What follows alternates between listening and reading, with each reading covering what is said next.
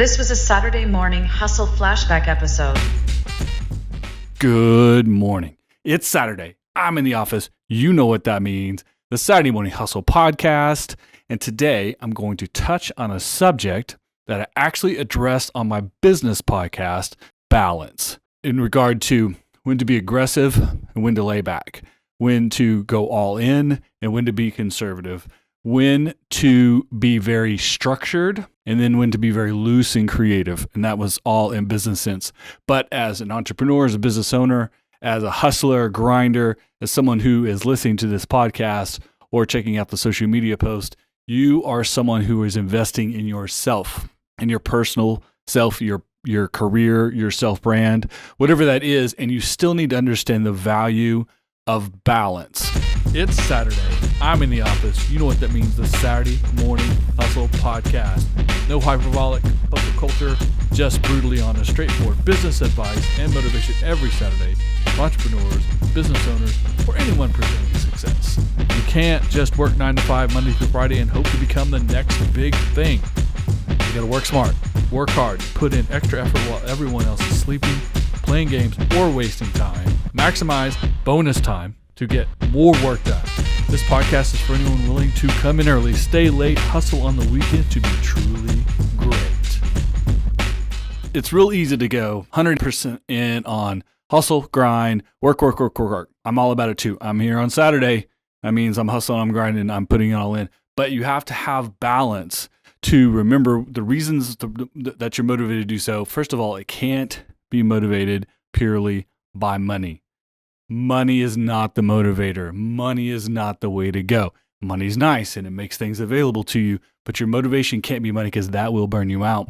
So what is it that's motivating you? How hard does it push you? And then how do you balance that with taking time off, with having rest, recuperation, time away from business, time away from the hustle and grind that gives you some perspective and gives you new energy and gives you a chance to maybe take in new ideas or outside influence as well to make you not just work hard, but work smart when you're working hard. And to work smart before you work hard, you have to do both. So that's the balance. How much of it is hustle, grind, show up, last one to leave, first one in, etc. And how much of it is being very specific, very particular, and very smart in how you accomplish things. That's one of the ways that you need to incorporate balance.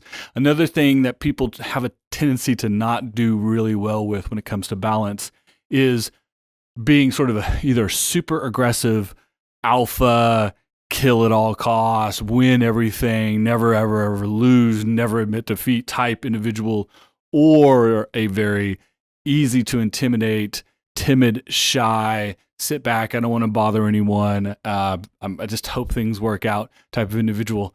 Somewhere in between is probably somewhere you need to be. Again, balancing these things out.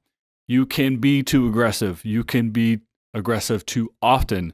You can be aggressive in the wrong situations. If your mantra is 100% all the time, always go for the throat, every single time, got to win, versus give and take, creating relationships, understanding that small losses and small setbacks, small failures, if you will, ultimately can create greater opportunities, saying no as often as you can say so that you can say yes. And I've talked about that before here on the podcast, right? But I'll refresh you real quick.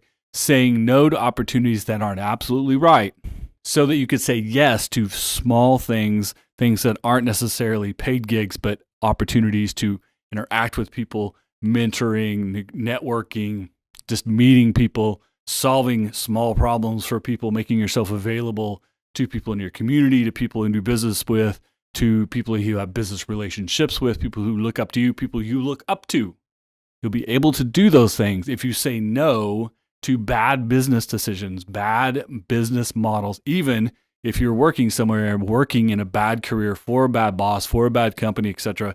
You have to balance out, again, do I keep this job? Do I keep that paycheck? Do I hope the boss goes away because that's what I don't like, or whatever situation it is, versus going ahead, ripping the Band-Aid off, getting that done, taking the temporary setback, and then being available to move on to something better.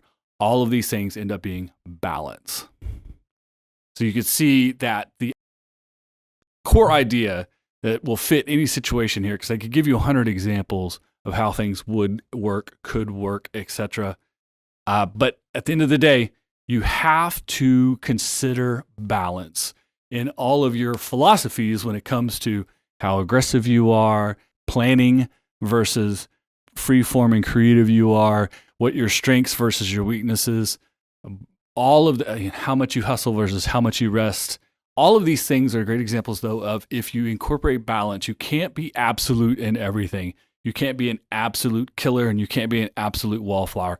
You can't be win at all cost and be a good team player, because those things don't go together. So you have to balance those things out. And if your focus is on balance, if your focus is understanding, you can't be one way completely or the other way completely. You need to be somewhere in the middle, and it probably changes from situation to situation. And that adaptability, flexibility is really the strength that will put you over on people who don't have balance, who aren't capable of balancing their life professionally, personally, and mental, physical, otherwise. You can get ahead of these people, not always about outworking and out hustling, but getting ahead of people by being smarter, by incorporating balance, by putting these things into your thought process, into your philosophy, into your strategy, so that you're currently and always trying to find the most balanced approach to utilizing your strengths, mitigating your weaknesses, and putting you in the best position, the best opportunities, and the best availability to do the thing that you probably don't even recognize yet will be the thing that gets you where you want to be. It's a promotion on the job. It's a raise. It's that next great client. It's a project you've been hoping to do. It's the next level of charging fees or doing whatever it is that is how you measure your success. All of these things increase and improve if you can create the opportunity. That opportunity comes from being available. That availability comes from flexibility, which is adaptability, which is balance. By saying no so that you can say yes, by being available, by being mentally clear, by understanding who you are and how you can focus on what's best for you and how to do things, and being also balancing that with saying no to things you shouldn't, and taking small losses and taking setbacks in stride, not letting it discourage you or move you off of your main goals. All of this balances out into a professional that can move themselves forward and manage the process. Not too high, not too low. That's the idea, is to not be so hung up on the successes that you don't enjoy them and snowball them into something better. And don't let the lows take you down to a point that negate all of your positive energy forward, and maybe even stop you from doing anything else altogether. So don't get too high, don't get too low. Don't be too aggressive, don't be not aggressive enough. Don't be strictly one type of person and miss out on opportunities that might be other things too. Have balance in these things, and then be aware who you are, what your strengths and weaknesses are, what it is you're trying to do. Ultimately, short-term, long-term goals, because that's another balance too, short-term versus long-term. What do I want to do this week? How do I get paid immediately? How do I pay the bills, the small stuff, the immediacy versus long-term? How do I want to guide my career? Where do I want to end up in 2 years and 5 years and 10 years and 20 years? How do I want to be open to what's possible in my future versus how do I get paid today? There's a balance there as well. And every time it comes down to decision-making time, it's not just what is in front of you, but if you balance that with what could be or what might happen if you say yes or no, then you have the best opportunity and chance to be in the right time, at the right place and to take advantage, because you're ready and prepared, because you have balance in your decision making. I hope that makes sense. I talked in a little bit of a circle, but ultimately the core value is still the same. Thinking and guiding yourself with balance versus buying in 100% any sort of philosophy, strategy, or tactic is the better way of going. So don't create rigid rules and structures for yourself, but do set yourself up in a good way. Balance that out with creativity, with freedom, with some time away from work to gain some perspective and remember what it is that motivates you. And ultimately, this can come together into a successful entrepreneurial career package. Good luck.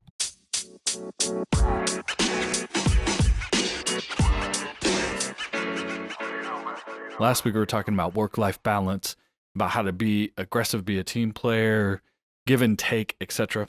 And of course, it kind of jogged up some different things that we need to balance when we run a business. When you're an entrepreneur, or you're trying to craft your career, create a self-brand, an artist and a musician, anything where you represent yourself, whether it's business, pure business, or a venture of some sort, where you have to have a little bit of a self-brand to it.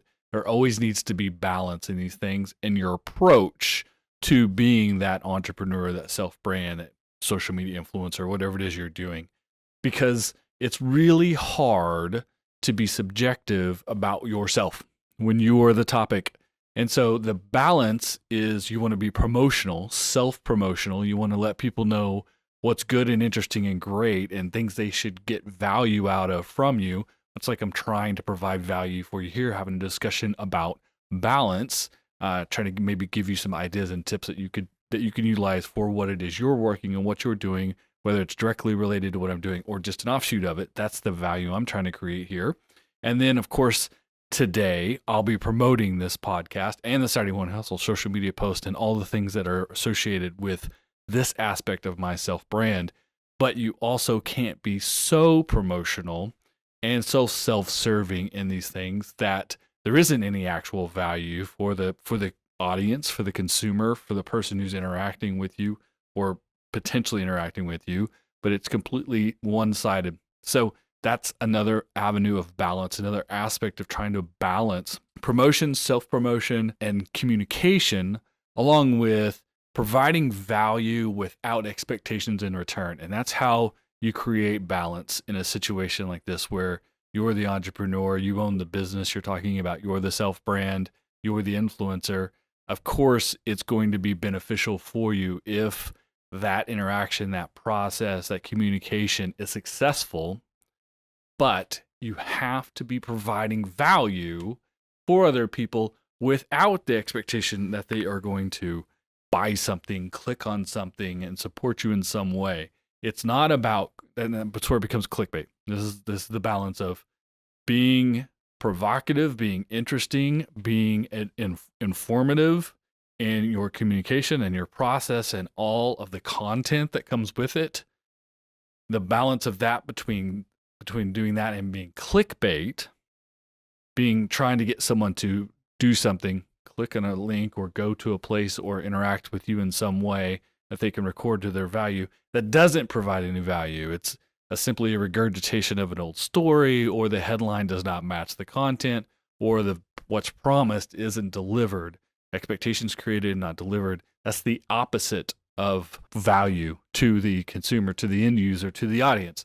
So balance your personal gains and needs, the value that you're creating for yourself, that your motivation to create content and other things that will inspire people to some sort of call to action. Creating call to action is not a bad thing. That's the whole purpose of professional communication. But that interaction in and of itself has value for the audience somehow. Now, people can decide for themselves what that value is. Is it so value that they're willing to spend money or click the link or do whatever it is that you want them to do exactly the way you want to do it because you've demonstrated that value? Or somewhere in between, maybe that they think it's interesting but not interesting enough, or they would take the free part and not the paid part, or follow along for future communications and other ideas and other potentials for a call to action at that point because it was interesting enough. Then you go slide down the scale of not that interesting and that was cute, and then finally down into annoying. And then you get on the other side of not providing value at all. We get clickbait, spam, data mining, unscrupulous black hat data mining, etc. Balance your approach to providing content, to communicating, to being promotional and self-promotional. People understand you need to promote things, and if the thing you're promoting is something that they might be interested in, don't promote things that aren't of any value to people who can't use or utilize or have access to, etc.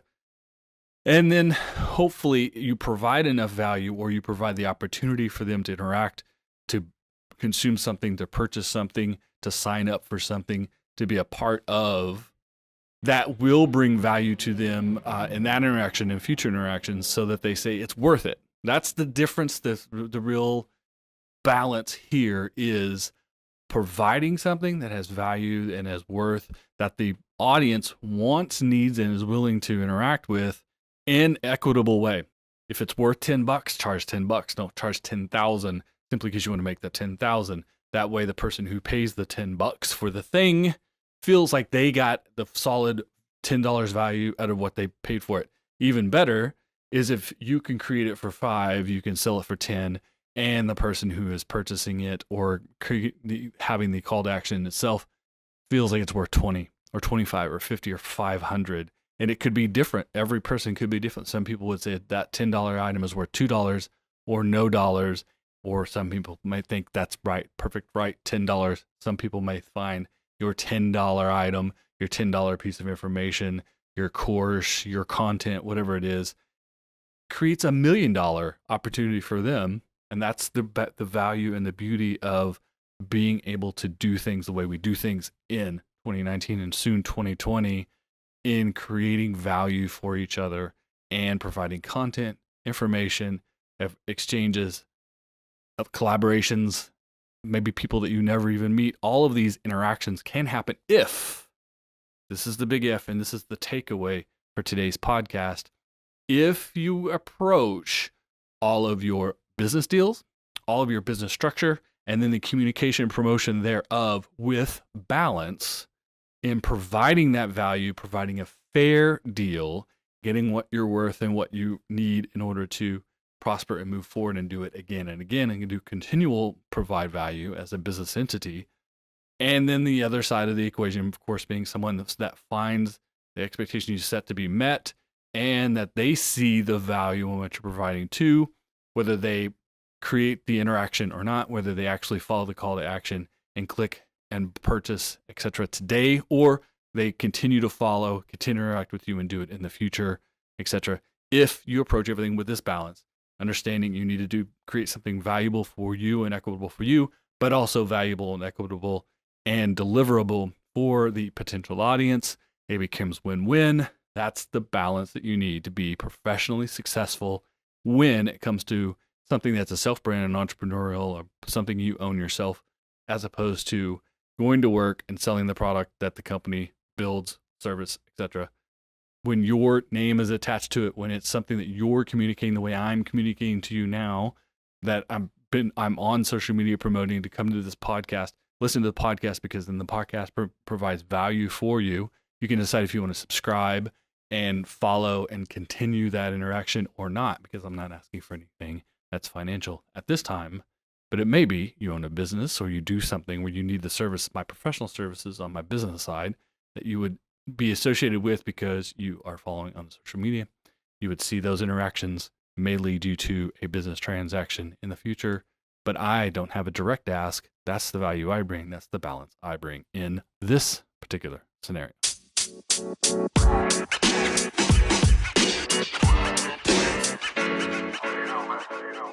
Balancing risk and reward. The ultimate balance here, right? And no reward comes without risk. But by its nature, obviously risk is a negative and it's not something you want to totally embrace, but you have to at some point, and this is where balance comes in. How much risk you want to take on for the reward potential.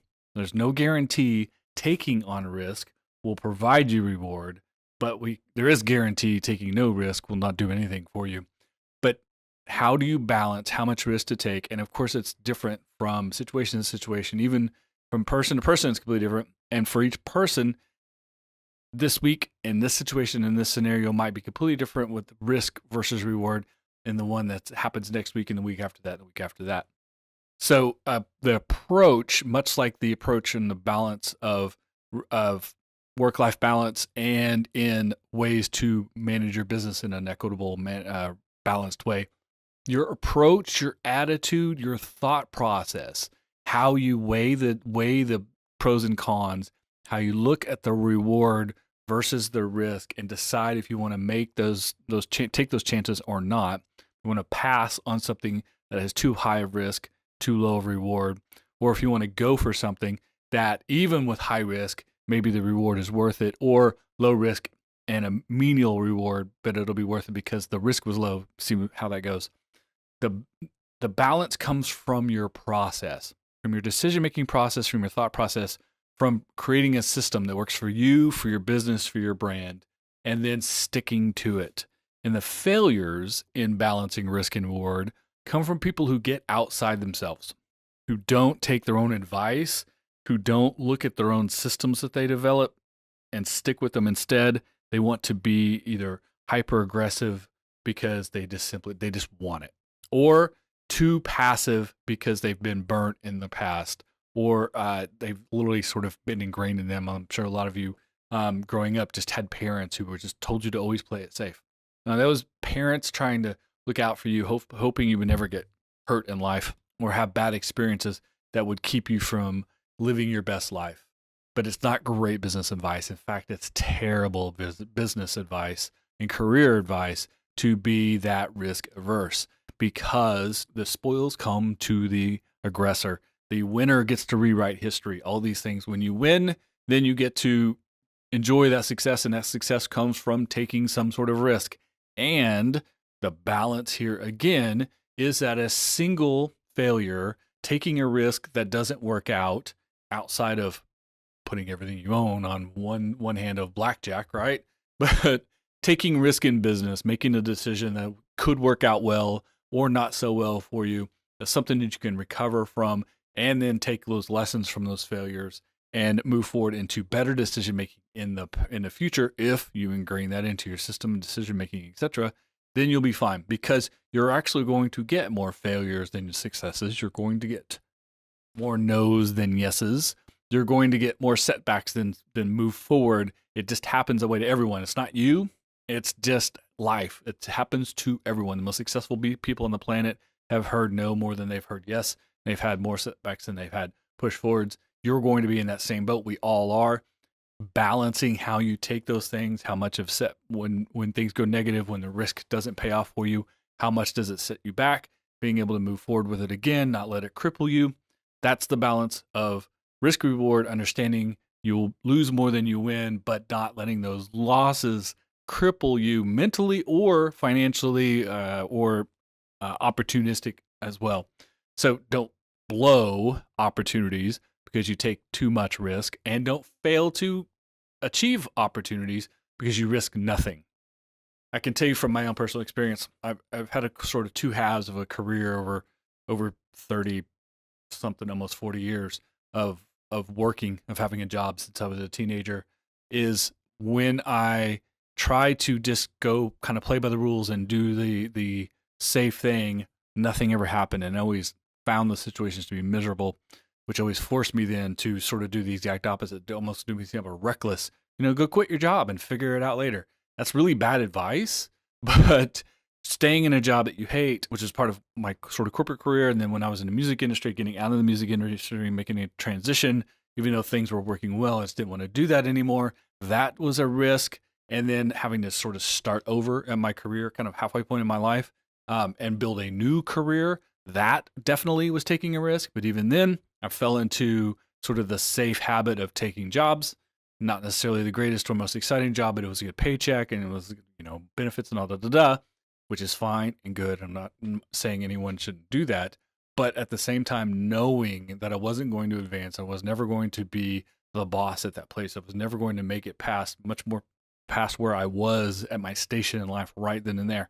So I had to take the risk of moving away from those jobs, going and working for myself, doing something different. Definitely a lot more no's in working for myself than I've had yeses, that's for sure.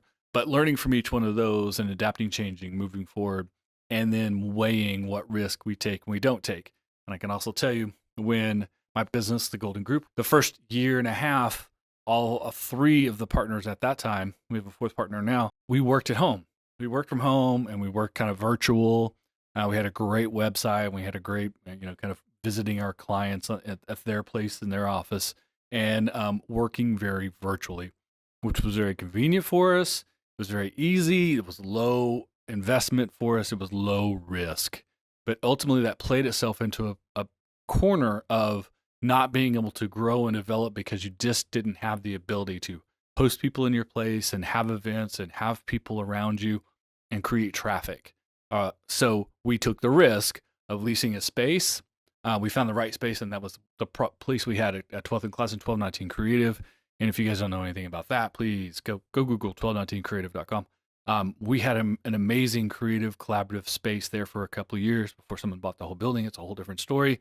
But taking the risk of taking on a lease and rent and bills and having to buy some furniture and having to show up and be on a routine and be in that place. And if we were going to have people in the space, we were going to host events. We had to buy food and drinks and decorate for the holidays, all kinds of things, and hire staff and hire cleaning people and hire, the guy that cleaned the windows and all kinds of stuff like that. That is a cost, or there was economic value to it. So we took the risk of being on the hook for those bills, not knowing if just simply having an office, having that particular office, doing things the way we were doing them, hosting the events we were hosting each time were going to work. That was the risk we took. We didn't know if it was going to, for every dollar we spent, we were going to make $1 back, or $2 or $5 or $10 or $100. We didn't know. We had to take the risk. We did know not taking any risk and playing it very safe by working virtually, even though we were out on our own and doing our own thing and being entrepreneurial, which in and of itself is a risk, but we were taking a minimum amount of risk. We doubled, tripled down, leased the space, built out the entire building, and took on that risk. It paid off. We were highly successful. We increased our traffic. We increased our visibility. We increased and changed the reputation, or at least the visual that people had in their minds of how they thought of us. They had a place that they could sort of picture when we talked about us. They could come to us. We had the stability of being able to prove that we were a real business in a real place, as opposed to three people who they may like working with, but weren't necessarily being very traditional in business. So we took that risk. It worked off. Then that building scenario came apart. We had to move. It's like someone bought the whole building. We had to move where we are now at Project 3810. We're very happy to be over here, working with all the people in this building in another collaborative, creative place. But even doing that was taking a risk. Signing a new lease. It was in a different place. It was not near our old place. It wasn't in downtown. It wasn't in an area that was proven for entrepreneurs or for business traffic. It was all relatively new, but we took that risk because we understood that the reward, which 2 years now of being here, the reward is paying off. We had tremendous relationships with people in the building and in the area. The building itself, we've helped them develop into a real mecca, a real magnet of creativity, of entrepreneurism, amazing things that are happening in the offices, in the co-working space, in the co-work laboratory, the great computer lab. We have a maker space, the warehouse space, and now even a tap room is about to open. That's how amazing things are happening here. And we wouldn't be a part of this if we didn't take the risk and sign a lease and move into this space and be one of the first people in the space, help define it, and help in that collaboration. If we had not taken those risks, it wouldn't have worked out. So ultimately, the third part here of my 3 weeks in a row of talking about balance, think about risk and reward and balance. Build systems, learn from your past mistakes, your past setbacks, the past no's, put those into your decision making as you move forward so that you have balance in your risk versus reward. You are smart in your decision making, even when you're taking risk. And at the end of the day, you're going to follow your gut. But the more informed you are, the better systems you have in place, and the more that you can look back at what you've done in the past and how it's worked out, gives you much more insight, feeds that gut feeling if you should take a risk or not, make the decision to go for it or to pass. These are all the things you have to balance when you're an entrepreneur, when you own a business, when you manage a brand. Good luck. We'll see you next week. Thanks for listening. Subscribe so you never miss an episode. Leave a comment, leave a review, share with a friend. I would really appreciate that. Follow and engage on social media, Twitter, Instagram, LinkedIn, and this Saturday Morning Hustle Facebook fan page. All the information, all the past episodes, all the Saturday Morning Hustle, entrepreneurial, coffee and donut swag is at SaturdayMorningHustle.com. See you next week.